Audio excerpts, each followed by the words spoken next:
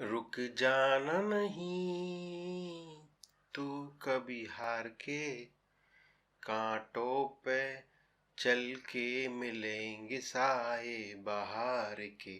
मुझे पता है कि मुझे बहुत अच्छा गाना नहीं गाना आता है, लेकिन यहाँ पे हम बात गाने की नहीं, यहाँ पे इस गाने से निकलने वाले मैसेज की बात कर रहे हैं कि हमें ये हर गाने में, हर मोटिवेशनल वीडियोस में, हर जगह में ये सलाह मिलती है कि हमें हार नहीं माननी है।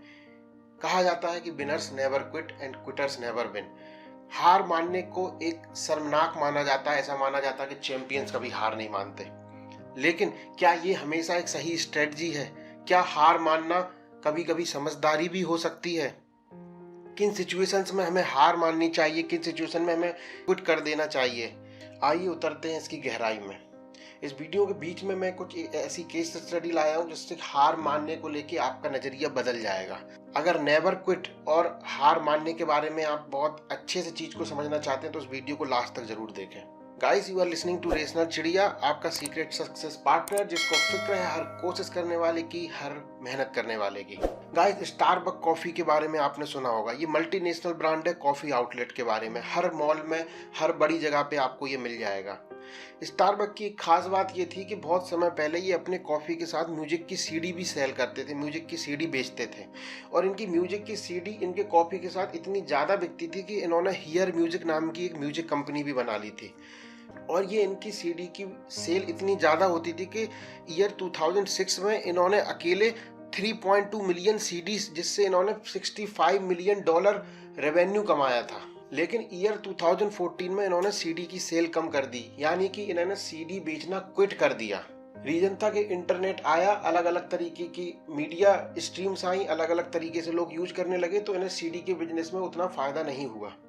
लेकिन अगर हम ट्रेडिशनल एडवाइस की तरफ जाएंगे, नेवर क्विट, तो अगर वो ये एडवाइस मानते तो ये सीडी बेचने के नए नए तरीके निकाल सकते थे, मार्केटिंग में और ज़्यादा पैसा खर्च कर सकते थे और अच्छे सिंगर्स को हायर कर सकते थे। लेकिन इन्होंने ऐसा नहीं किया और सीडी बेचना बंद ही कर दी। दोस्तों, हमारी लाइफ में भी हम कभी कभी ऐसी सिचुएशन में फंस जाते हैं, कभी कभी इतने पेनफुल और स्ट्रेसफुल रिलेशन में फंस जाते हैं कि दो लोग एक दूसरे से बात करना ही पसंद नहीं करते, लेकिन फिर भी मूव ऑन कर पाना उनके लिए बहुत मुश्किल हो जाता है। कभी कभी ऐसे बिजनेस में फंस जाते हैं जहां पे आए दिन लॉसेस के रिकॉर्ड टूटते हैं, हर दिन लॉस हो, फिर भी हम उस बिजनेस को बंद ही नहीं कर पाते और उस बिजनेस में इमोशनल इन्वेस्टमेंट की तरह लॉस खाते रहते हैं। कई लोग होते हैं जो किसी गवर्नमेंट एग्जाम की या किसी भी एक दूसरे चीज की 8-8 साल तक, 9-9 साल तक प्रिपरेशन करते रहते हैं। थोड़ी बहुत उन्हें सक्सेस मिलती है, लेकिन जो सक्सेस उनको मिलनी चाहिए वो नहीं मिलती, फिर भी उस चीज में लगे रहते हैं और बाहर से सुनते रहते हैं कि never quit, never quit, never quit, और अपना पूरा कैरियर चौपट कर लेते हैं, अपने हाथ जला लेते हैं। दोस्तों, ऐसा होता क्यों है? इसके पीछे का रीजन क्या है? क्यों नेवर क्विट एक बुरी एडवाइस है? क्यों कभी कभी लगे रहना एक बेवकूफी बन सकती है? गाइस, इकोनॉमिक्स में एक टर्म होता है sunk cost fallacy. Guys, sunk cost fallacy के अनुसार इंसान की एक टेंडेंसी होती है, जब कोई इंसान किसी चीज में अपना टाइम, अपना पैसा और अपनी मेहनत लगा देता है तो उसको उस चीज को छोड़ के आगे बढ़ पाना बहुत मुश्किल होता है। वो उस चीज से इमोशनली अटैच हो जाता है। इस केस में इंसान अपना भविष्य में होने वाला नुकसान नहीं देख पाता, वो सिर्फ ये सोचता है कि मैंने इतना समय, इतना मेहनत और इतना पैसा लगा दिया है तो अब मैं इसको जरूर करूंगा और एक ना एक दिन सक्सेस होकर जरूर रहूंगा। वो अपने पुराने लगाए हुए इन्वेस्टमेंट को देखता है, जबकि वो ये देखना भूल जाता है कि आगे मुझे इससे और भी ज्यादा लॉस हो सकता है, और वो इस बवंडर में फंस जाता है और आगे बढ़ ही नहीं पाता। गाइस, अब आप लोग सोच रहे होंगे कि जो लोग नेवर क्विट की सलाह देते हैं, जो लोग बोलते हैं कि हमेशा लगे रहना है काम को तभी सफलता मिलेगी, हजारों वीडियोस आपको, हजारों सलाह ऐसे मिल जाएगी, तो क्या वो लोग पागल हैं? क्या वो लोग फालतू में बोल रहे हैं? नहीं, मैं ऐसा बिल्कुल भी नहीं कह रहा हूँ। दोस्तों, दुनिया में कोई भी सलाह एब्सोल्यूट नहीं होती, हर चीज के दो पहलू होते हैं, और जिसमें केस स्टडी के बारे में बात कर रहा था वो मैं अब आपके सामने लाता हूँ। दोस्तों, सिविल सर्विसेज के एग्जाम के बारे में आपने सब सुना होगा। जी हाँ, ये वही एग्जाम है जिसको पास करके लोग आईएएस और आईपीएस बनते हैं। आप देखिए पर्सन को, शशांक जायसवाल को, ये पहले इन्होंने एमबीए किया और ये एक बहुत अच्छी मल्टीनेशनल प्राइवेट कंपनी में काम करते थे, इनकी सैलरी लाखों में थी। ये अपने इस इंटरव्यू में बताते हैं कि ये सीईओस और एमडीज के साथ उनके प्राइवेट जेट में जाते थे, लेकिन इनको ये वो काम पसंद नहीं आया और इन्होंने क्विट किया और आईपीएस ज्वाइन किया, इंडियन पुलिस सर्विस। तो अब आपको लग रहा होगा कि प्राइवेट जॉब छोड़ के, एमबीए छोड़ के आईपीएस बनना ज्यादा अच्छा है। अब आप देखिए इन पर्सन को, राजन सिंह। इन्होंने केरल की राजधानी त्रिवेंद्रम में पूरे सिटी के पुलिस को हेड किया है और 5-7 साल तक ये आईपीएस में रहा, इंडियन पुलिस सर्विस में। ये अपने इस वीडियो में 3 मिनट 48 सेकंड पे बोलते हैं कि इनको पुलिस का काम बोरिंग लगने लगा, इनको उसमें कोई नयापन नहीं लगा और ये अपने आईपीएस की जॉब छोड़ के एमबीए करने चले जाते हैं।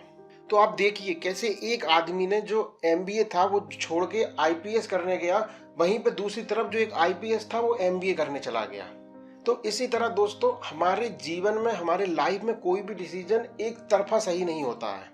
हमें क्या डिसीजन लेना है ये हमारे इंटरनल एनवायरनमेंट पे ज्यादा डिपेंड करता है एज कम्पेयर टू सोसाइटी और समाज क्या बोलता है। यहाँ पे एक आदमी ने जिस चीज को क्विट करके दूसरी चीज को पकड़ा, यहाँ पे उस आदमी ने उसका बिल्कुल उल्टा किया। तो क्विट करना कभी कभी समझदारी का काम होता है, क्योंकि क्विट करना एक हमें अपॉर्चुनिटी देता है अपनी लाइफ को एक नए डायरेक्शन में ले जाने के लिए, अपने पैसे, अपनी मेहनत और अपने समय को एक नई चीज में लगाने के लिए, इस दुनिया को अपना बेहतर देने के लिए। हमें दोस्तों कठिन डिसीजन लेने पड़ते हैं और उनको लेने से कतराइए नहीं। अगर आप एक बुरे रिलेशनशिप में हैं तो उससे आगे बढ़ना पड़ेगा। एक ऐसे कैरियर में जहाँ फंस गए हैं जहाँ पे आपको कोई भविष्य नहीं दिख रहा है, लोग आपको बोलेंगे नेवर क्विट, ट्राई हार्ड, लेकिन आपको एक ना एक टाइम दूसरे पहलू से सोचना पड़ेगा। ये डिसीजंस लेने बहुत कठिन होते हैं, हमें लेने ही पड़ेंगे।